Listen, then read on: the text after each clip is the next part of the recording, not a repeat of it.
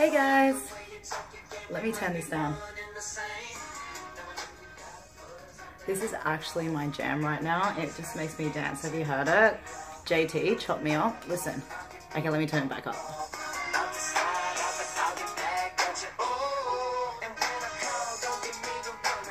How good is it? Alright. So, Q&A time, my very first Q&A. If you guys don't know, my name's Maz, founder of the Fitness Freedom Flow. For the first time, if it's the first time you're watching this, welcome to my channel. For those that are already subscribed and already know me, welcome back and thanks for stopping by. So yeah, first Q&A. So I hit up everyone on Instagram and just put it out there to ask you guys anything that you wanted to know about me. And I've actually just brought it down to 7 in this video because some of the questions are actually really good and I don't want to make this way too long, so I'm going to try my best to fit it all in. There is an 8th because 8 is a good number. I like 8. 3, 5 and 8 are my favorite numbers, by the way. But anyway, I picked 8, but the 8th question is going to need to be a whole new video, but you've inspired me, so thank you for that. And I will make a whole vlog on the 8th question. But question number 1, what were your daily disciplines when you started working out and losing weight? What were the things you had to sacrifice? So, good question. If you guys don't know, I have lost 30 kilos, which is, my maths is really bad, but 2.2 pounds in a kilo, so times 2.2 by 30. So I've lost that much, and I did it slowly. I didn't go to extremes because I'm not a fan of diets. I am not good with restrictions. I don't believe in having to restrict yourself so much. I believe in balance, and I wanted to do it healthy because I know if you go on a crazy diet, you put it back on as easy as you lost it, and I didn't want that. I wanted a lifestyle, not just to look good and achieve my goals for a short time. So basically, when I first started losing weight and getting into fitness, I actually just started walking because baby steps, right? It was when it was summer in Australia. I had been traveling for 3 years. I lived in Toronto in Canada for a while, so most of the times I was in a lot of snow clothes and did not realize how much weight I put on. When I came back to Australia in summer, I was experiencing chafing, and all my friends and family were looking at me like, no one actually said anything, and that's when I knew I had to make a change. But it was tough because when you stop working out or you're not working out, it's hard to get into that rhythm. So I just took baby steps.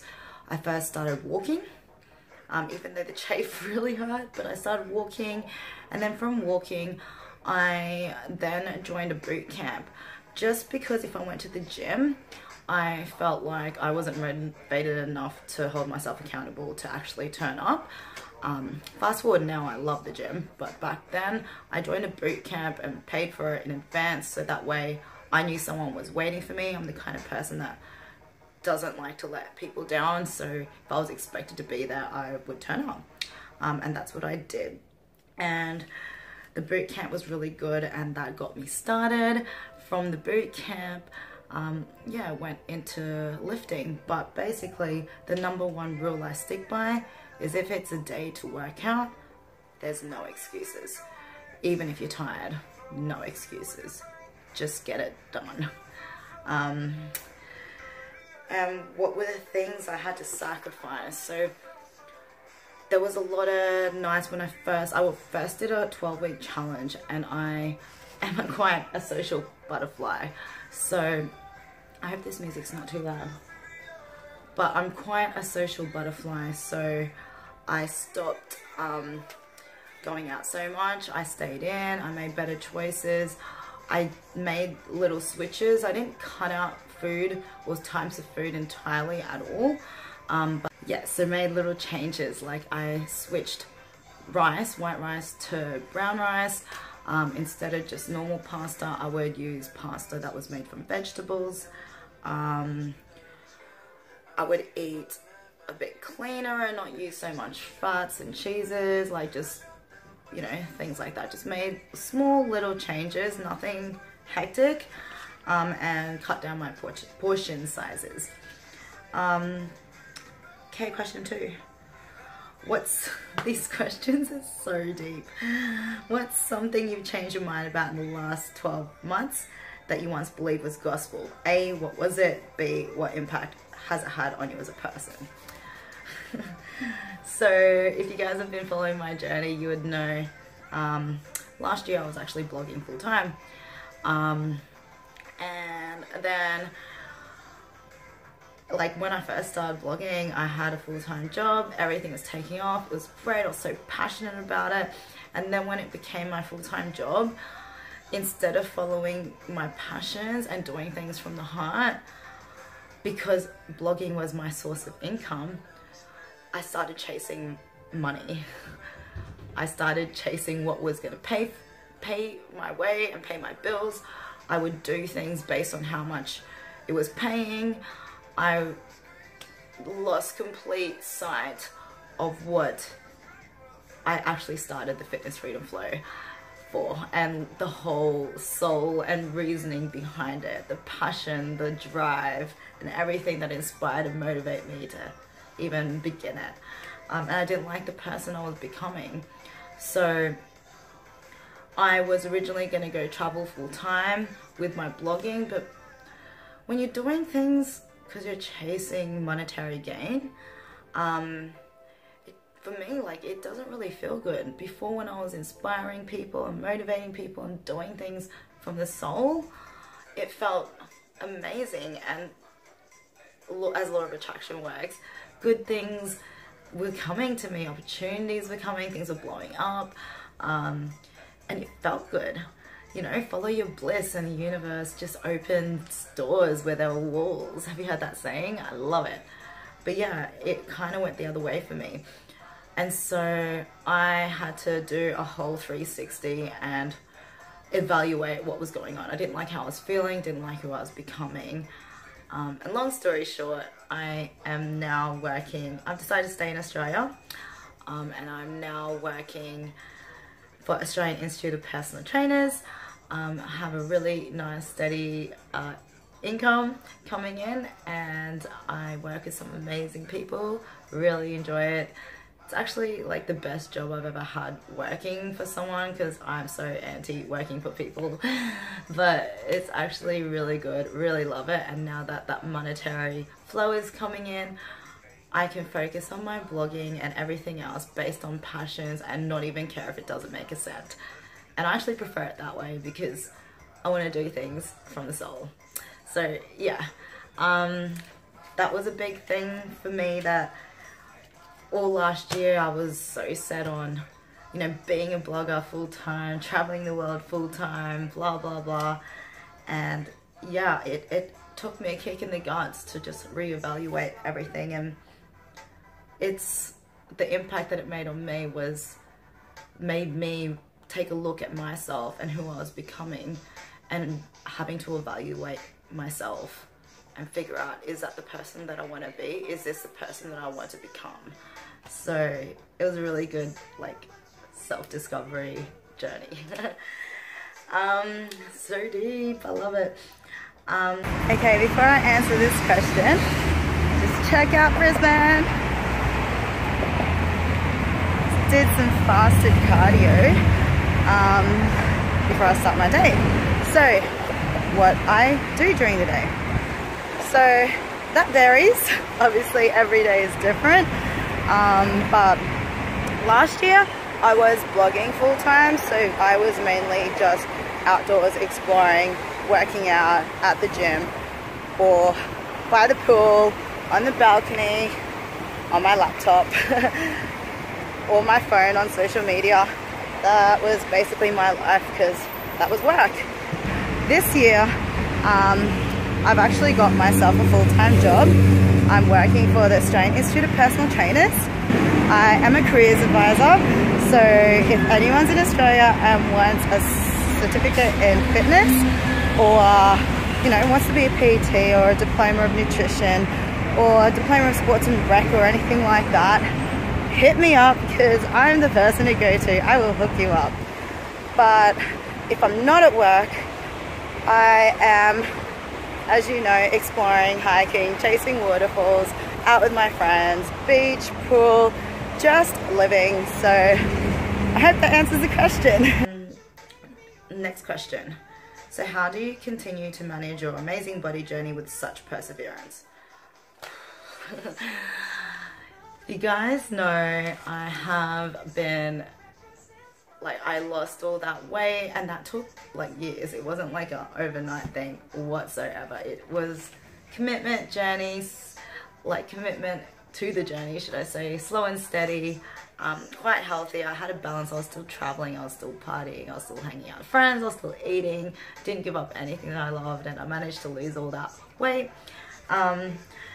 And it was only end of last year I actually kind of fell off the bandwagon. If you've been following my journey, again, previous vlogs and posts on Instagram, plus previous vlogs on YouTube, I've spoken about, like, end of last year.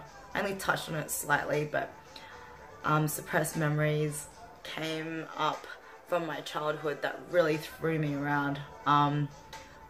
Really yucky, icky stuff that I'd actually suppressed. And I was going through that, and at the same time I kind of was going through a breakup with a guy, and it wasn't even the guy that was the thing, it was more the suppress, yeah, that childhood stuff really threw me and messed me about, and I kind of went to a really low place and fell off the bandwagon for a bit. So I'm all good now, happy as ever. I needed that to happen. It was the last bit of, yeah, thing that needed to change, but keeping up with my goals, like, I got to a point where I was like, what am I doing? I didn't work so hard to get to here to go backwards. What am I doing? And so, like, you just kind of snap out of it. You have to sit for a second and just think, what do I want to achieve? Is what I'm doing helping me get towards what I want to achieve? And if it's not, well, you know what to do. That's as simple as I can put it. Like, sometimes I talk to myself and I just stop and think about what I'm doing now and how it will affect me tomorrow. So I suppose that's how I continue on with the journey. And next question. How is it? Oh, how? I don't know why I can't read tonight. Who is a person you admire? The two people in the world I most admire, I'm going to name three actually. So one is Tony Robbins. If you guys don't know, I'm a massive fan of him. Every single interview I mention him. He's just amazing, and he's been able to inspire and motivate so many people just by helping them change their perspective and switch their mindset. Like, I absolutely love what he does, and how him as one human being is able to inspire so many just by sharing his own journey, and allowing people to be able to think outside the box and look within themselves. Freaking love it, and what he does. Another person that I admire is Oprah, because if you do know, like, everyone knows Oprah, but if you do look back in her journey, like, during her childhood, she had a rough childhood, and she went through a lot of obstacles, and regardless of what she had gone through, and oh my god, I must have been rambling, it, like, my memory got full, so don't know where it stopped from there. But yeah, so regardless what Oprah had gone through, and even when she was trying to be the person she wanted to be, and people were just telling her it was impossible, you're black, you're this, you're that, you're not good enough, like whatever. Look at where she is now, and look how far she came despite everything. And so for that, I absolutely have so much respect and admire her as a person. And the third person is Jessica Aravello. So she's a fitness bikini competitor, fitness model, gorgeous. She's gorgeous on the inside and out. I love her morals. She's also got a bit of Filipino in her. Go Pinoy power. But if you aren't following her, you need to check her out on Instagram and follow her YouTube. Like, she's absolutely amazing, and I love what she's about. Plus, like, body goals, like the work that she has done, oh my god, she looks amazing. I also love that, again, her background. See, I'm so intrigued with people's backgrounds and where they've come from. She had like a tough upbringing. It wasn't as easy, a bit of a rough upbringing. She used to be like an alcoholic and into like a lot of not so good things, and because of fitness she's been able to go a different path, and look where she is now. I just love people taking control of their lives and choosing their future and making that a reality regardless of where they come from. Anyone that does that absolutely inspires me. Next question. What scares me?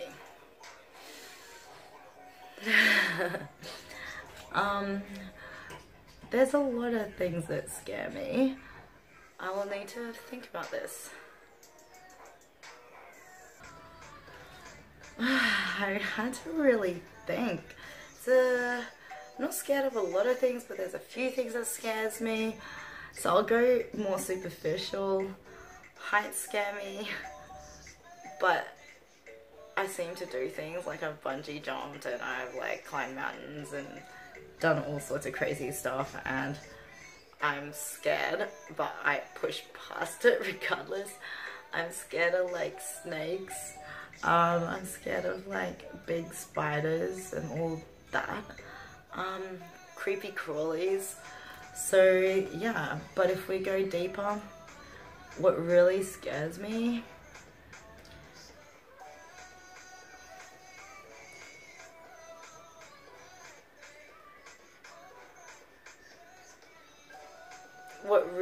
really scares me, this is, yeah, actually a deep fear that I'm about to share.